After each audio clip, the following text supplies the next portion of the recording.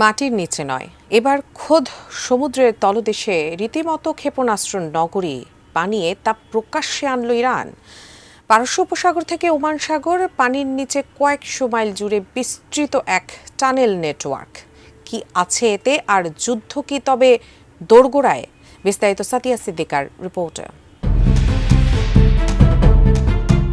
যুক্তরাষ্ট্রের সঙ্গে ক্রমবর্ধমান উত্তেজনার পারদ যখন তুঙ্গে, ঠিক তখনই পানির নিচে নির্মিত এক বিশাল গোপন মিসাইল সুড়ঙ্গ উন্মোচন করে বিশ্বকে তাক লাগিয়ে দিয়েছে ইরান।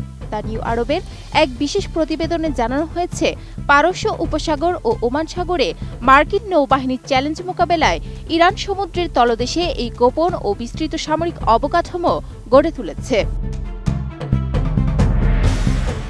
সম্প্রতি ইরানের রাষ্ট্রীয় টেলিভিশনে সম্প্রচারিত এক ভিডিও ফুটেজে Islamic revolutionary guard corps IRGC নৌবাহিনীর প্রধান আলী রেজা তাংসিরিকে এই ভূগর্ভস্থ ক্ষেপণাস্ত্র ঘাঁটির ভেতরে দেখা যায়। সেখানে সারিবদ্ধভাবে রাখা শত শত দূরপাল্লার ক্রুজ ক্ষেপণাস্ত্র নিক্ষেপের জন্য প্রস্তুত রাখা হয়েছে।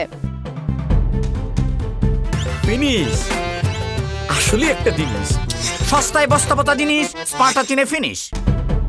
এই শক্তি প্রদর্শনের মূল আকর্ষণ ছিল IRGC নৌবাহিনী নির্মিত কাদের 380L ক্ষেপণাস্ত্র।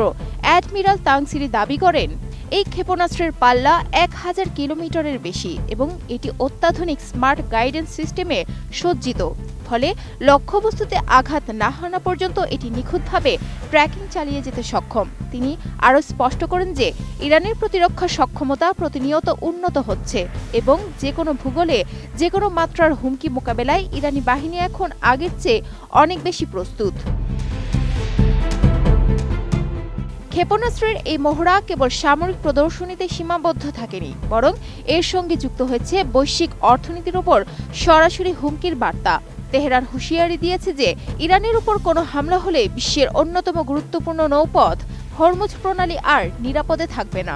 উল্লেখযোগ্য যে এই প্রণালী দিয়ে প্রতিদিন বিশ্বের প্রায় 21 মিলিয়ন ব্যারেল তেল পরিবহন করা হয়, যা বৈশ্বিক তেল বাণিজ্যের প্রায় 37%। IRGC নৌবাহিনীর রাজনৈতিক উপপ্রধান মোহাম্মদ আকবরজাদেহ স্পষ্ট ভাষায় জানিয়েছেন, আকাশ, সমুদ্রপৃষ্ঠ এবং পানির নিচ সব ক্ষেত্রেই হরমুজ প্রণালীর উপর তেহরানের নিরঙ্কুশ আধিপত্য রয়েছে। এই গুরুত্বপূর্ণ জলপথের নিরাপত্তা সম্পূর্ণভাবে ইরানের সিদ্ধান্তের উপর নির্ভরশীল। আকবরজাদেহ আরও জানান, আধুনিক প্রযুক্তির মাধ্যমে বিশ্বের যে কোনো দেশের পতাকাবাহী জাহাজ পর্যবেক্ষণ ও শনাক্ত করার সক্ষমতা এখন ইরানের হাতে। তবে ইরান আগ বাড়িয়ে কোনো যুদ্ধ চায় না বলে তিনি মন্তব্য করেন। কিন্তু যুদ্ধের পরিস্থিতি চাপিয়ে দেওয়া হলে তেহরান আগের চেয়ে কয়েক গুণ কঠোর জবাব দেবে। প্রতিবেশী দেশগুলোর প্রতি সতর্ক বার্তা দিয়ে তিনি বলেন, তারা বন্ধু হিসেবে বিবেচিত হলেও যদি তাদের আকাশসীমা, ভূমি বা জলসীমা ইরানের বিরুদ্ধে কোনো হামলায় ব্যবহার করা হয়, তবে তাদের সরাসরি শত্রু হিসেবে গণ্য করা হবে। Sadia Siddika, ATN news.